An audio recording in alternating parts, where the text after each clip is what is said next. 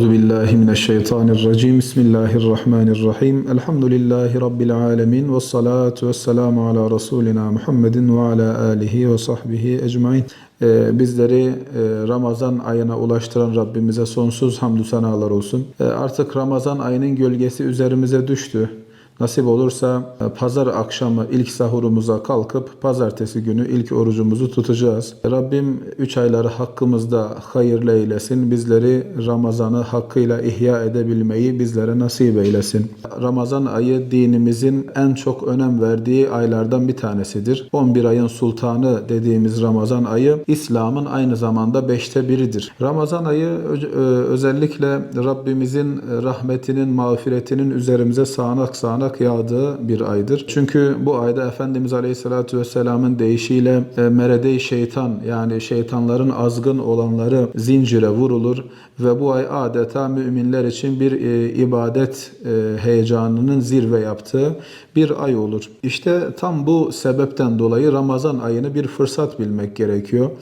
Hatalarımız, günahlarımız için bir tövbe fırsatı, ibadetlerimizi artırmak için bir fırsat olarak nefsimizi, kalbimizi kötülüklerden, günahlardan arındırmak için tam bir arınma mevsimidir adeta Ramazan ayı. Bundan dolayı Ramazan ayı diğer 11 ayın sultanıdır. Ramazan ayı özellikle halkımız açısından, bütün İslam alemi açısından çok coşkulu geçen bir aydır. Adeta teravih namazlarında, diğer vakit namazlarında camilerimizin özellikle çocuk sesleriyle şen şakrak olduğu mekanlar oluyor. Yani çocukların camideki o heyecanı, o koşuşturması adeta bütün İslam alemi için, bizler için, anne babalar için bir heyecana dönüşüyor. Bundan dolayıdır ki Ramazan ayının ayrı bir yeri vardır. Zaten dinimiz özellikle çocuklara, gençlere çokça önem vermektedir. Mesela aşere-i mübeşşere dediğimiz cennetle müjdelenen 10 sahabiye baktığımızda hepsi genç denecek yaşlardadırlar. Ve bu 10 sahabi henüz dünyadayken Rabbini razı ederek cennetle müjdelenen sahabilerdir. Aynı zamanda yine dinimizde Peygamber Efendimiz Aleyhisselatü Vesselam zamanında baktığımızda ilk iman edenlerin neredeyse tamamı genç yaştaki Müslümanlardır. Hatta Hazreti Ali Efendimiz 9 yaşında, yani neredeyse çocuk yaşta diyeceğimiz bir yaşta iman etmiştir. O yüzden dinimiz gençlere, genç sahabilere, genç kardeşlerimize, çocuklara çokça önem vermektedir. Özellikle Ramazan ayında anne babalara şunu tavsiye ediyoruz. Mutlaka çocuklarımız henüz küçük yaşlarda da olsa, 5 yaşında da 10 yaşında da olsa, henüz buluğ çağına girmemiş olsa da mutlaka alıştırmak amaçlı mutlaka çocuklarımızla birlikte oruç ibadetini birlikte eda edelim.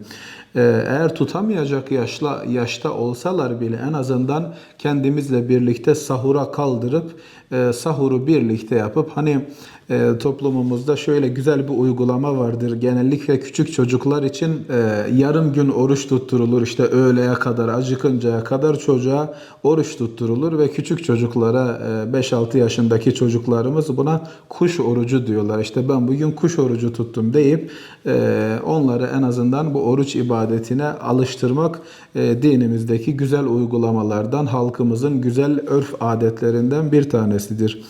Anne baba mutlaka oruca çocuklarını alıştırmalıdır ve özellikle vakit namazlarına gittiklerinde, akşam teravih namazlarına gittiğinde mutlaka çoluk çocuğuyla birlikte camiye gitmelidir. Çünkü Osmanlı Devleti'nin en genç padişahlarından bir tanesi olan Fatih Sultan Mehmet'in adeta kulağımıza küpe olması gereken güzel bir sözü vardır. Diyor ki, arka saflarında, camilerin arka saflarında eğer çocuk sesleri gelmiyorsa gelecek nesiller adına korkun diyor. Bu da gençlerimizin ne kadar camiyle hemhal olması gerektiğini bizlere güzel bir şekilde öğütlüyor. O yüzden mutlaka teravih namazlarına çocuklarımızla gitmeliyiz. Hiçbir şey yapmasalar bile, namaz kılmasalar bile o cami ortamını anne babalarıyla birlikte teneffüs etmeleri yine onların zihinlerinde çok güzel izler, çok güzel bir hatıra olarak kalacak. Cami çevresinde, camide büyüyen, çocuklarıyla camilerin arka saflarında oynayan çocukların Allah'ın izniyle hayatlarının hiçbir döneminde böyle bir boşluğa düşme, sıkıntıya düşme durumları inşallah olmayacaktır. Çünkü adeta dinimizin sembolü olan, hayatımızın merkezi olan camilerimizde büyüyen çocuklar Allah'ın izniyle bu ümmete hakkıyla hizmet edecek, hakkıyla bu ümmeti ayakta tutacak, İslam'ı temsil edecek çocuklar olacaktır. Ailece camide buluştuğumuz mübarek bir zaman dilimidir.